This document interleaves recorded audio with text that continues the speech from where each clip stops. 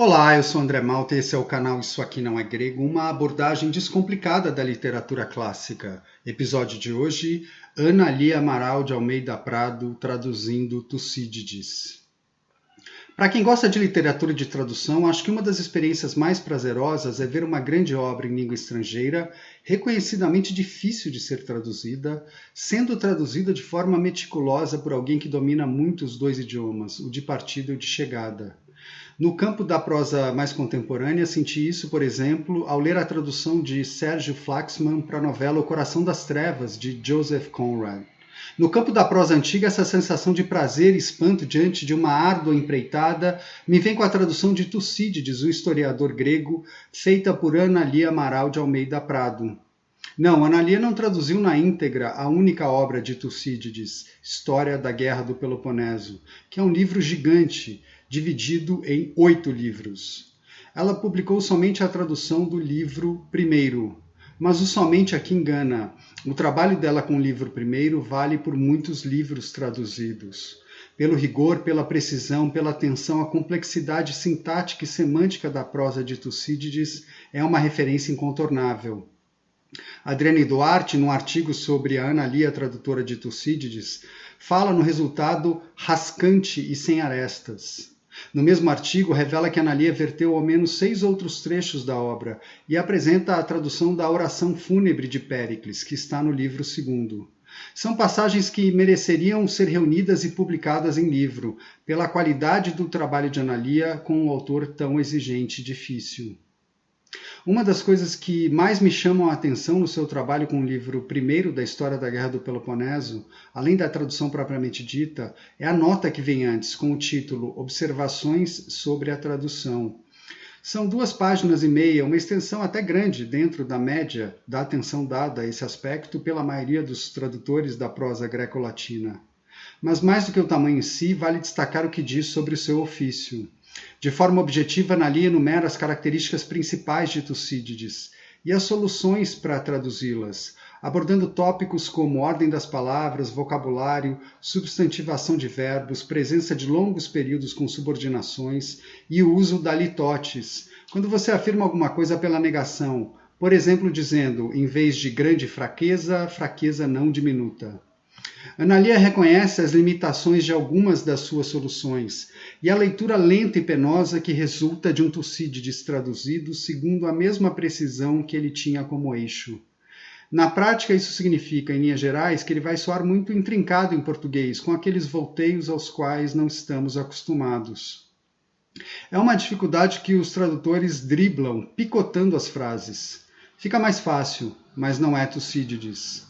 Além das informações preliminares, Ana Lia usa também algumas das notas finais para retomar questões de tradução. Vou destacar aqui 2 passagens. A primeira envolve um discurso direto. Nas observações sobre a tradução, ela já tinha dito que esses discursos ou falas de pessoas e povos, que a gente acha estranhos hoje na obra de um historiador, mas que eram comuns para os gregos, ela já tinha dito que esses discursos ou falas tendem a ter uma linguagem mais artificial ainda. Pois bem, num determinado ponto de um discurso em conjunto dos atenienses, Ana Lia faz a remissão para a seguinte nota. A extrema concisão da linguagem torna difícil a tradução desta passagem. Quisemos, a todo custo, manter a antítese ação, ergon, e menção, logos, porque ela ecoa por todo o período. Numa outra passagem do mesmo livro primeiro, num ponto onde o estilo de Tucídides se torna de repente fácil, por causa de um breve relato, Ana Lia comenta: o escoliasta nota a mudança do tom da narração, afirmando que por causa da clareza de expressão, muitos dizem que nesta passagem o leão, Tucídides, sorriu. É bom esclarecer que, no final das contas, a despeito dessas notas e da discussão dos princípios, Ana Lia não se apresenta como uma estudiosa ou teórica da tradução, ou como alguém que avaliou em profundidade caminhos e saídas inerentes ao ofício. Ela é uma exímia artesã, e é assim que se coloca, dizendo que a tradução é, acima de tudo, uma arte feita de prática e aplicação. Quero voltar às suas observações preliminares sobre a tradução e ler aqui um trecho em especial de abertura, porque acho que são palavras lapidares que nos fazem de novo ouvir a sua própria voz. Por detrás de uma tradução de texto, esconde-se uma árdua e dura elaboração, na qual o tradutor trabalha como um artesão que vai criando seus instrumentos de trabalho à medida que a obra avança. A um tradutor que se coloca conscientemente na posição de artesão, não cabe enunciar os problemas teóricos que um trabalho de tradução pode levantar, nem propor-lhes soluções teóricas, porque, evidentemente, a sua própria opção por esse tipo de trabalho prova que acredita na execuibilidade prática dessa tarefa e reconhece a conveniência e utilidade de levá-la a termo. Ele pode e deve, porém, expor os princípios gerais que nortearam o seu trabalho. Para mim é uma cartilha exemplar, reconhecer, junto com o próprio princípio da traduzibilidade, o império da prática árdua, mas sem com isso deixar de anunciar as coordenadas gerais do trabalho feito. Mas a tradução de Ana Lia é impecável? É uma tradução sobre a qual a gente não pode fazer nenhum tipo de reparo? Claro que não. Nenhuma tradução está livre disso, porque é feita de escolhas concretas, que não dependem tão só do entendimento correto do estilo do texto traduzido. Há muitos fatores em jogo. Aliás, nem o entendimento do texto tem uma objetividade absoluta. O estilo de Tucídides, que Ana Lia descreve bem, ultrapassa nossa percepção completa porque estava imerso num conjunto vivo de estilos, com diferenças e tonalidades, por exemplo, no campo retórico, que não podemos precisar. O estilo de Ana Lia, enquanto tradutora, por sua vez, também está inserido na sua época e no conjunto de influências que recebeu. O distanciamento permite que a gente veja isso com mais clareza, como acontece com qualquer texto ou tradução. No caso dela, dá para perceber que a sua formação, sob a influência da filologia clássica francesa, cobra seu preço. Na minha opinião, isso acontece quando percebemos que, a despeito do empenho e do rigor admirável na transposição do estilo único de Tucídides, ela tende a incorrer num polimento e numa adequação estilística que ficam aquém de Tucídides. A meu ver, sem essa influência, Ana Lia poderia ter esticado mais a corda do português, permitindo-se ousadias interessantes como possíveis soluções. Mas pedir a uma tradutora ou tradutor que traduza despida das influências que recebeu é como pedir a alguém que ande com pernas que não são suas.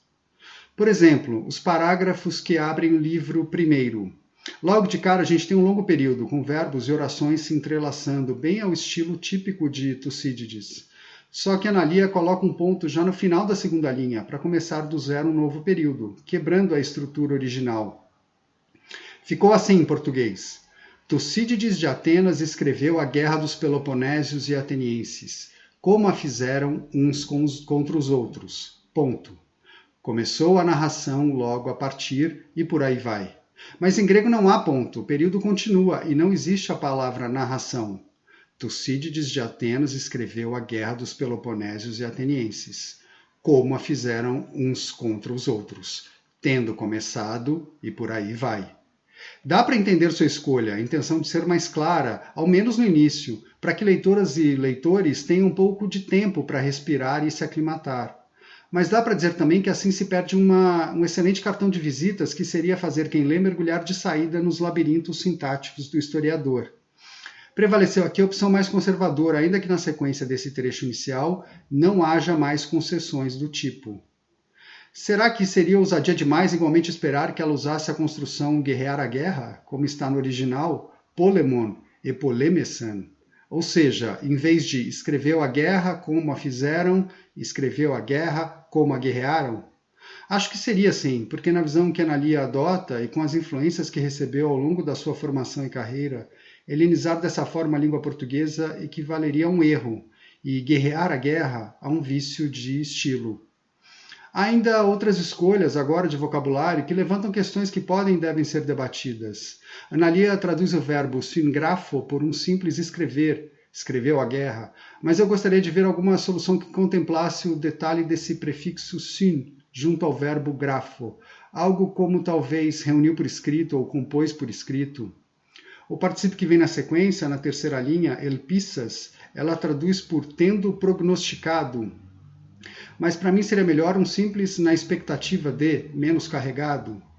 Mais para frente ela traduz o verbo reurem por estabelecer, mas pensei em pesquisar como uma solução possível e que faz um par mais adequado com outro verbo que vem em seguida, scopem, examinar. Achei também que, com o destaque dado ao longo dessa abertura à grandeza da guerra entre atenienses e peloponésios, com as formas megan, megiste, megala, o trio em português grande, maior, importantes sai enfraquecido e que importantes poderia ter sido trocado por grandiosos. São, porém, pequenos pontos. Espero que transmitam a ideia de que, para mim, esse é um trabalho de tradução que merece, da parte de quem se interessa por prosa grega antiga, por historiografia e por tradução, um exercício permanente de exame e crítica, não pelos problemas que nos faz ver, mas pela admiração que inspira em relação ao seu rigor e cuidado. Eu fico por aqui, obrigado por ouvir e até a próxima.